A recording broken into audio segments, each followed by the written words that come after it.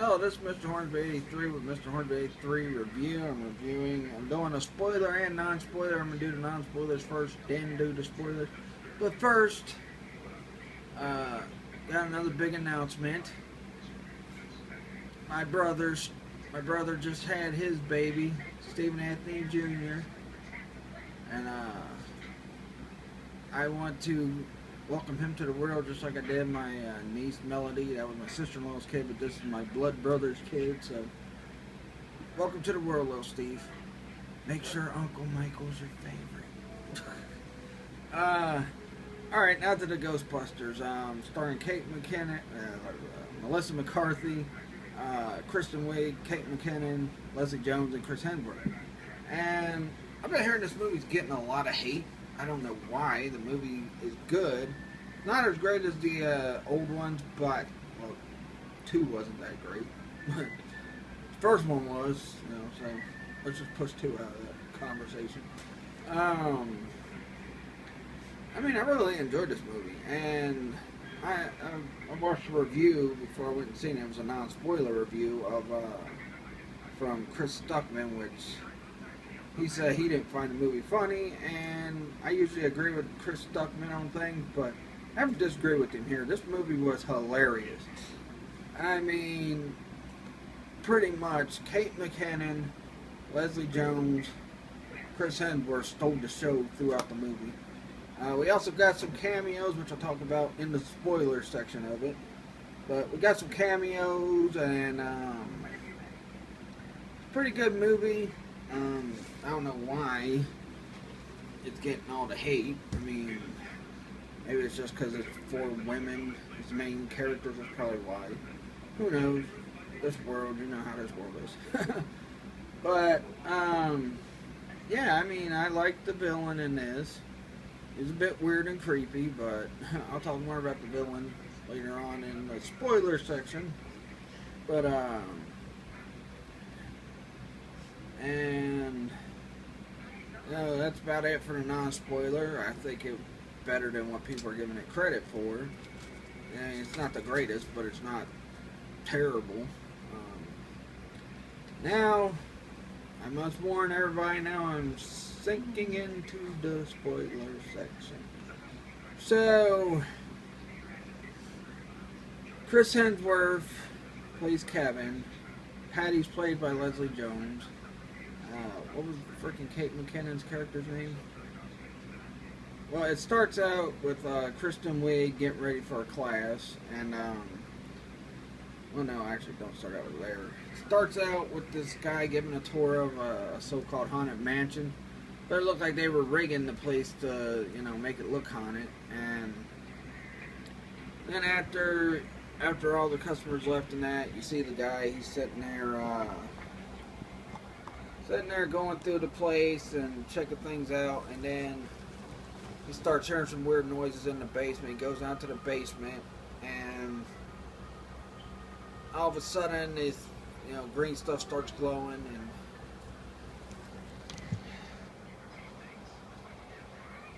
so then Kristen Wiig, after all that, Kristen Wiig gets introduced.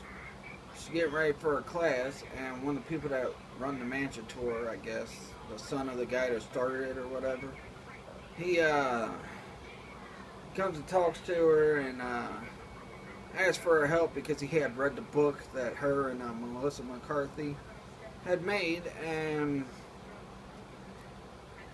that's pretty much how she gets introduced. Then she sees that the book was sold on Amazon because the guy that ran it said that's where the book was in Amazon. Also, we got a statue of Harold Ramis in the movie because him and Dan Aykroyd, I guess he finished working on it with Dan Aykroyd after he passed away because they both wrote and directed it like they did the first one and the second one. But so then she goes to talk to Melissa McCarthy's character, and she's there doing some experiments at her college, and Kate McKinnon, I guess, became her new friend because it started out with Kristen Wiig and Melissa McCarthy. They don't show no flashbacks or anything, but it starts out with them being friends. They wrote the book together, and she's complaining because the book got put out and sold on Amazon and all that, and she's talking to her, then she tells her, I guess she told her about what that one guy came and talked to her about. So Melissa McCarthy wants to go investigate it, and they go and investigate it, her, Kristen Wiig, and Kate McKinnon, and afterwards they find the ghost, which everybody's seen in the trailer already, so enough said about that. So then we see Leslie Jones' character.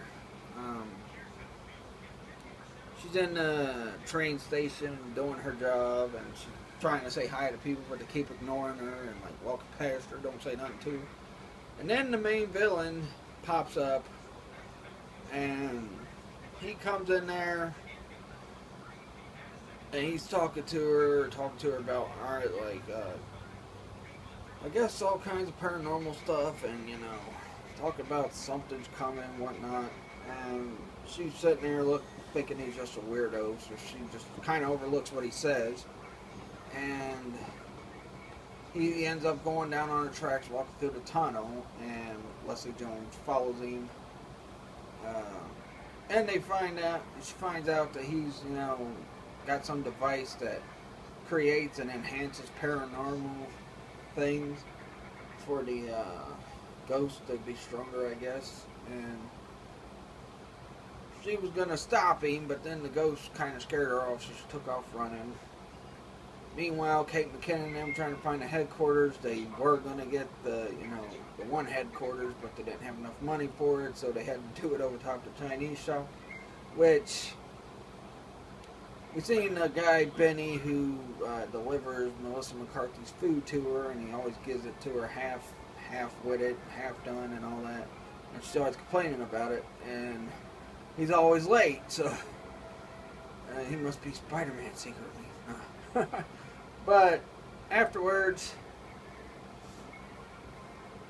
she says, "Man, we live right over top of you, and you're still a half hour late with my food." And he still got the order wrong. But after all that, we get them looking for, after they've had the encounter with the ghost, we get them looking for a receptionist, which enters Chris Hemsworth. Him, and he's sitting there talking to him, and they're asking him to make a logo. He shows them some logos he made, which are pretty funny logos. I mean, it's very hilarious. I think you might have seen the one with the ghost with the boobs in the trailer as well. But there was a couple other ones that were pretty funny in that scene too. And you know, Chris Hemsworth playing a guy dumber than a bag of rocks. But you know, he was hilarious in this movie. Him, Kate McKinnon, and Leslie Jones really stole the movie for me. I'll talk more about Kristen Wiig and Melissa McCarthy later. But so then they get their first, I guess you could say, they get their first real job. It's at a rock concert because the villain had released the ghost there, and it starts out at the bottom, and then it comes up to where the concert is, and then they stop them there, and then the fans, you know, are cheering and they're enjoying it. You got the famous selfie scene. Okay. Sorry about that. You got the selfie scene, and they eventually catch the ghost with the new trap that Kate McKinnon character came up with while they were working on things. And oh yeah, they also went to the train tracks too. That's where they pretty much did their first drilling, but when they were trying to capture the ghost, but they didn't have no traps. But at the rock concert they do. So after that, we get them getting picked up by the government, and the government's telling them they want to cover it up. Typical government. I was trying to cover something up, but rather it be UFOs, ghosts, or whatnot. But So they're talking to them and they're telling them they got their guys on the case, but they're trying to keep it low profile. And they're telling the Ghostbusters, you can't be doing that. And they kind of do it, and they also make the Ghostbuster women be out to be frauds. Finally, we also got a scene where they all get to know each other better because, like I said, Kristen Wiig and Melissa McCarthy's characters already knew each other because they wrote the book and they were friends. They grew up together. And she tells them when they met. I think she said she transferred to her high school in 11th grade or something like that.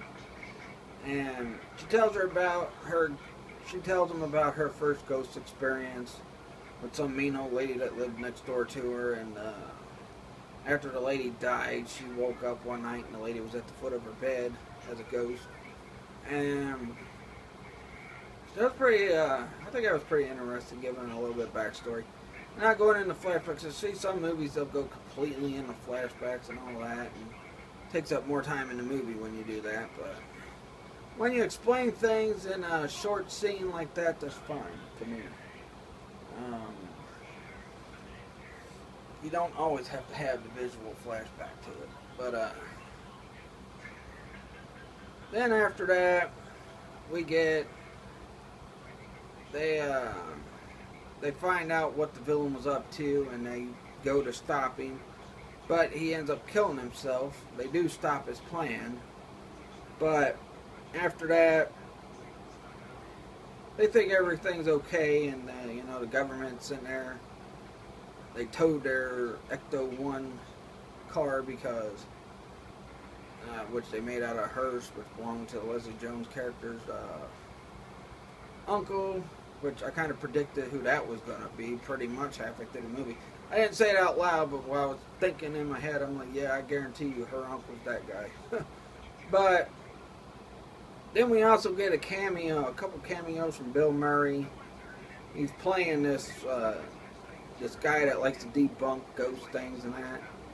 And there's one point where he goes to Ghostbusters' lair, and they're telling him about how they caught the ghost. He's like, oh, so you caught a ghost, but yeah, you won't let me see it. And he convinces Kristen Wiig's character to show, which she does. And he ends up dying. They kill him off.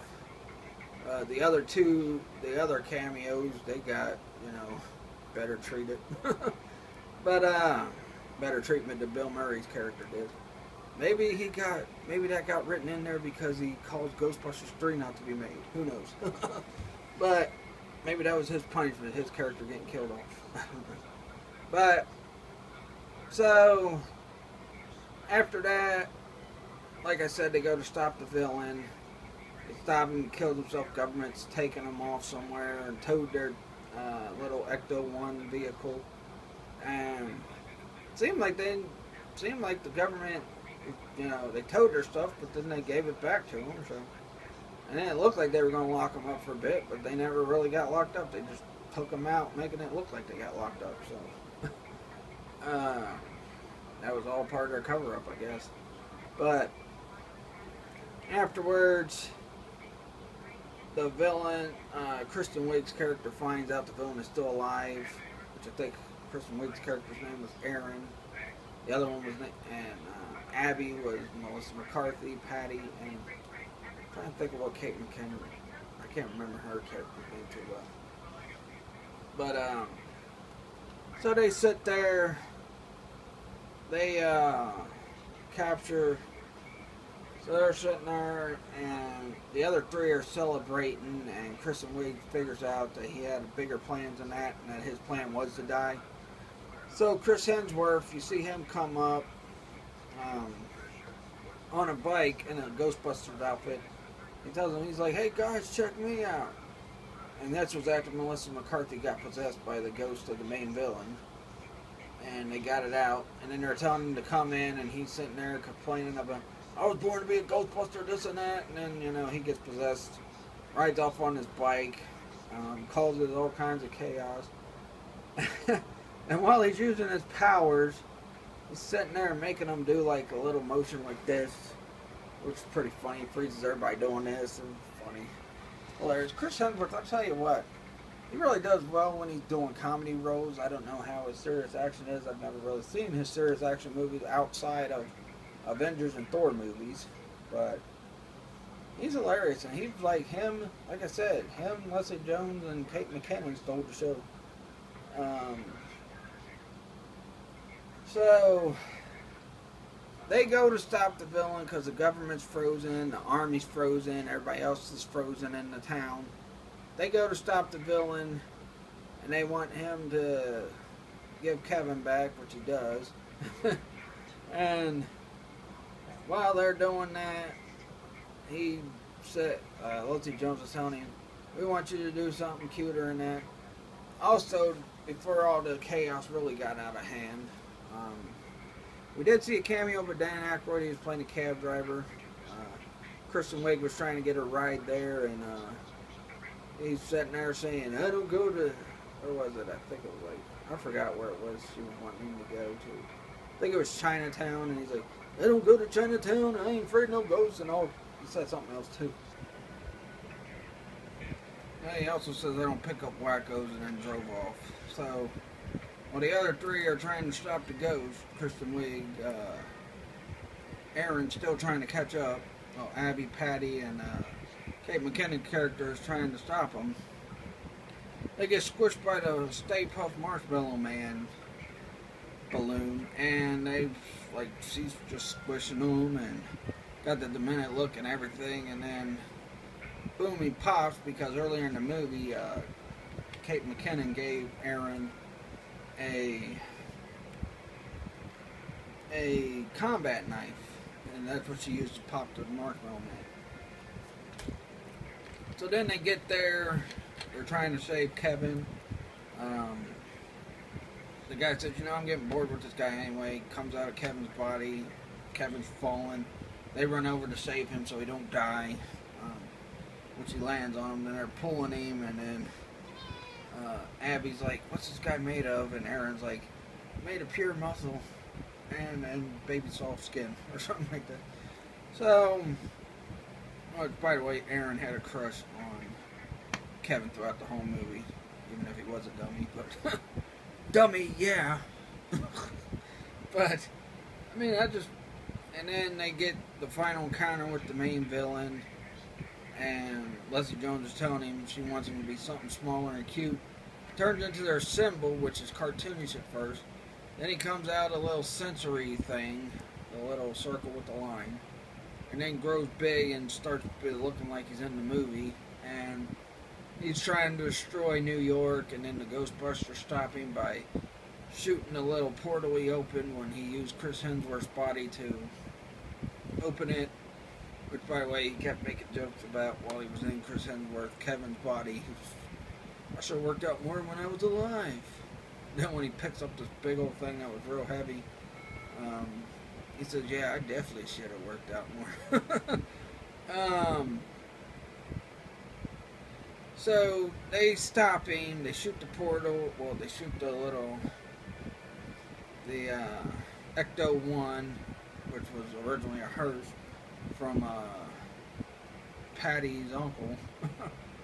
And the villain grabs Abby and tries to take him, but then Aaron jumps in there to save her, attaches a string to her. She blasts him in the hand. He lets Abby go. Aaron pulls her out, and while they're coming out, their hair turns white.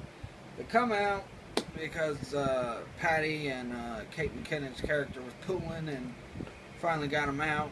And then we get to them going back and checking on everybody, and Chris Hemsworth's talking about how he helped stop. He pushed a button and made the portal close, when he's really meant he pushed the button and opened the portal when he was possessed. And he's got a sandwich in his hand. They asked, because he said he was trying to help him or looking for him. Then they asked, "Well, when did you get a sandwich?" He's like, "Oh, right before I went to look for you guys. I went over there and looked for a sandwich." But so after that, they take a sandwich and throw it down, and he has somebody throw him another one, and he's like eating it, and they're all like, "Well, we're glad you're back to normal, Kevin," and they like do the little hand thing, and they You know. Then they're in the lair. Kate McKinnon's character's working on another thing, another invention, because I guess she's going to be the one that invents everything for the crew. So we meet her mentor, which is played by Sigourney Weaver from the original one. Then they're all, pretty much talking. They live happily ever after. Well, then Patricia's uncle shows up asking where the other Hearst is, which we see that it's played by Ernie Hudson, who played Winston in the original ones, which I kind of predicted that halfway through the movie. I was sticking that in my head, like I said earlier in the video. I'm like, yeah, watch Winston be her uncle. And, well and behold, he was. So they're sitting there arguing about that, and the rest of them are in the new lair, thinking of new ways to take care of ghosts and all that. And Chris Hemsworth, he's answered the phone trying to sound intelligent. He's like, see, I'm going to sound like you guys. And they're like, yeah, okay. But, so then next goes to the credits. You see Chris Hemsworth, while he's still possessed by the demon, sitting there doing crazy, kooky dances throughout the credits. And then, after the credits are done rolling, we see them all. Got Aaron and Kate McKinnon's character back there, and Kate McKinnon's character created something called a nutcracker to crack walnuts, and she thought it was for a ghost, but she's like, no, it's just to crack walnuts. And then Leslie Jones, which was Patricia, was listening on a headset with a little recorder thing, and I think Melissa McCarthy was listening to something too. And Leslie Jones takes off the headphones, and they said, did you hear something? She's like, yeah, I heard something weird. Any of y'all know who Zool is? Which means they're going to make part 2, which I'm kind of, because like I said, this movie is a pretty good movie.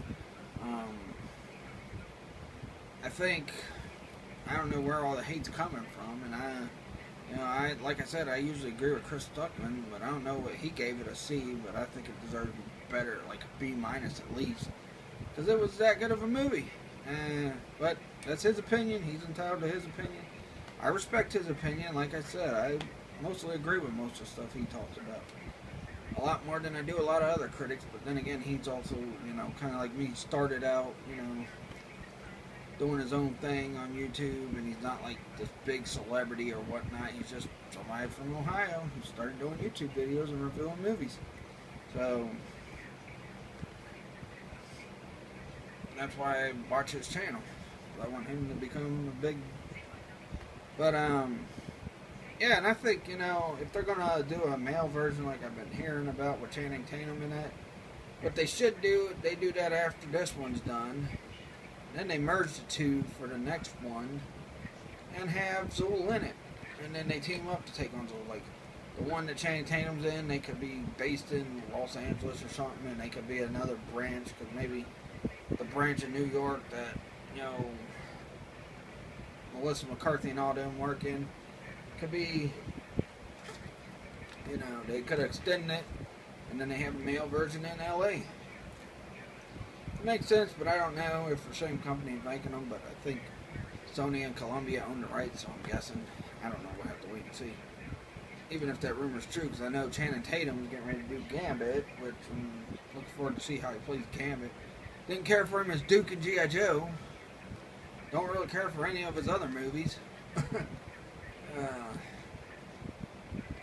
But still, I was still mad in the second G.I. Joe movie when they killed Duke off. You don't kill Duke off in G.I. Joe. But I'm going to give this movie a 4 out of 5. I think it's just filled with so much people hating on it and criticizing it. The cool thing is to hate on a movie like this. I'm not about doing the cool thing all the time. I think the movie was good. It was very entertaining. Very funny. Could have did without Kristen Wiig and frickin' Melissa McCarthy. I think it would have been fine if they replaced those two with someone else because Leslie Jones, Kate McKinnon, and Chris Hemsworth were awesome in the movie. I loved all three of them. And you know, when I watch Saturday Night Live, there's like four big standouts for me on that show. Kate McKinnon, Leslie Jones, Bobby Moynihan, and my boy Jay Farrow. But yeah, that'll do it for this movie. I don't know why this movie's getting so much hate. It's a good movie. I give it a 4 out of 5. And if you've seen my review of Secret Life of Pets, you know I'm a harsh critic. So you can't say, oh, he just gives everything good reviews. Because I gave Secret Life of Pets, even though my wife wasn't happy with it, I gave it a 4.5 out of 5 instead of giving it a 5 out of 5. But I have my reasons. I mean, yeah, it was a good movie, but it wasn't perfect.